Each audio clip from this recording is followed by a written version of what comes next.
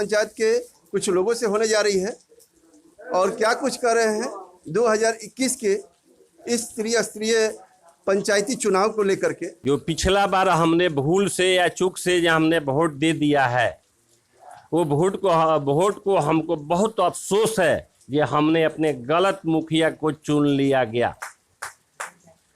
जबकि हमारे शिव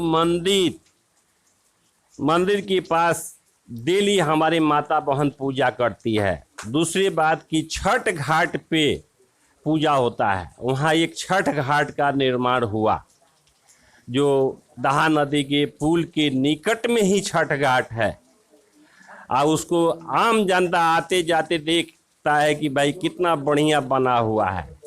बढ़िया क्या, जो पिछले साल छठ के दिन तक उसमें कार्यकाल चला, और कार्यकाल चलने के बाद इस बार बारिश होते के साथ वो इतिर बिखर के सारा नदी में निकल गया, जो हमने आपको फोटो कैमरा में कैद करा दिया है।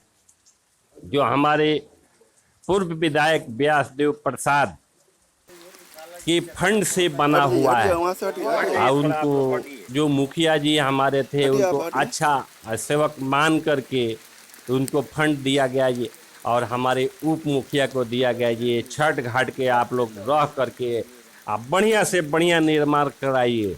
निर्माण इस तरह हुआ कि सिर्फ सोन बालू से और 4 नंबर ईंटे के जोड़ करके अभी प्लास्टर भी नहीं हुआ है। जो इकबाल जी के वोट देंगे, काहे कि विकास के काम हम लोगों को बहुत किए हैं।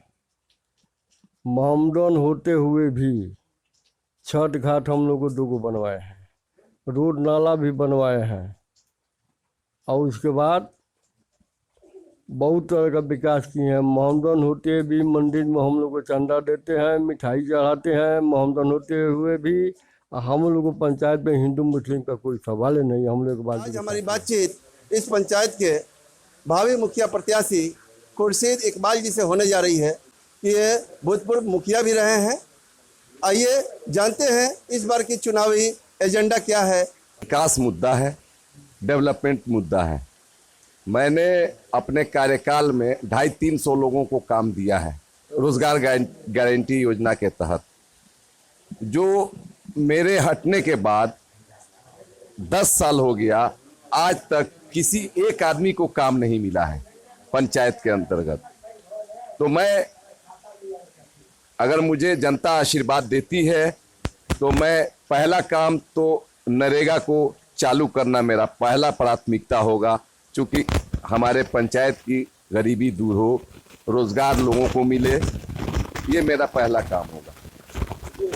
आपके इस पंचायत में उप स्वास्थ्य केंद्र की क्या स्थिति है? जैसे कि सरकार की तरफ से हर पंचायत को एक उप स्वास्थ्य केंद्र मिला हुआ है, मगर हमारे पंचायत में उप स्वास्थ्य केंद्र नहीं है। हमारे से पहले भी एक मुखिया हुआ करते थे, हमारे बाद भी 2 मुखिया हुए, मगर इन लोगों ने इस पे ध्यान नहीं दिया। मैं जीतूंगा तो मैं जनता से वादा करता हूं कि जीतने के बाद सबसे पहले स्वास्थ्य केंद्र बनवाऊंगा, क्योंकि महिलाओं की ही समस्या सबसे ज़्यादा है। रात के टाइम अगर कोई बीमार पड़ता है तो शहर जाने में बहुत सारी दिक्कत होती है, डॉक्टर नहीं मिलता है, रात को कोई डॉक्टर देखना नहीं चाहता है। तो मैं इसके लिए, अपनी महिलाओं के लिए, अपने लोगों के लिए मैं अपने पंचायत के अंदर एक स्वास्थ्य केंद्र बनवाऊंगा, जो मेरी पहली प्राथमिकता होगी। उसके बाद मैं यहाँ एम्बुलेंस भी देने का काम करूँगा, क्योंकि एम्बुलेंस के बगैर बहुत सारा परेशानी होती है। रात को कोई गाड़ी नहीं मिलती है, टेम्पू से, रिक्शा से लेके जाना पड़ता है, जिसकी वजह से रास्ते में ही प्रसव हो जाता है। और गवर्नमेंट की प्लानिंग है कि महिलाओं के लिए ही स्वास्थ्य केंद्र ज़्यादा ज़रूरी होता है। तो मैं जीतूंगा तो अपनी जनता के लिए स्वास्थ्य केंद्र बनवाऊंगा।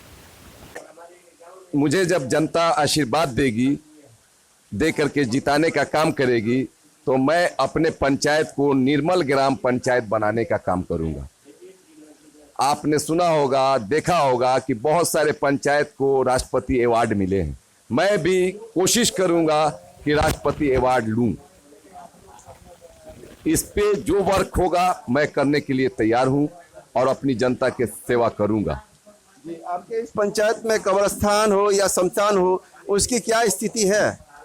हमारे यहाँ 2 कब्रिस्तान की घेराबंदी हम लोगों ने कराया। 2 कब्रिस्तान की घेराबंदी, एक करणपुरा में है और एक टणवा में है, जो कि करणपुरा ही का है। 2 और कब्रिस्तान है जिसका हमने डीएम साहब के यहाँ अपने कार्यकाल में डिमांड किया था, लेटर दिया था, वो किसी कारणवश नहीं हो पाया।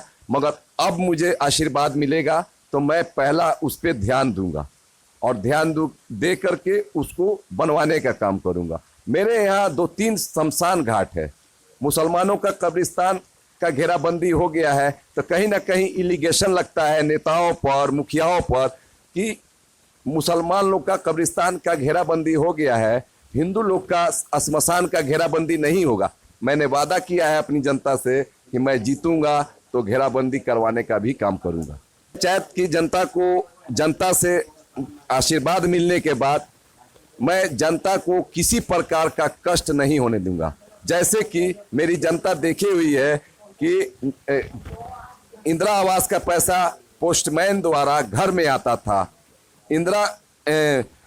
वृद्धा पेंशन जो पोस्टमैन द्वारा घर लिया के दिया जाता था, मनरेगा का पैसा जहां पे साइड चलता था वहीं पे पोस्टमैन द्वारा वहां पहुंचाया जाता। मैंने एक लड़ाई लड़के पोस्टमैन के सुपरिटेंडेंट से लड़ाई लड़के अपने पंचायत को पोस्ट ऑफिस द्वारा संचालित करने का काम किया था, जिसको कि हमारे हटने के बाद तुरंत इसको बैंक में लेके चला गया।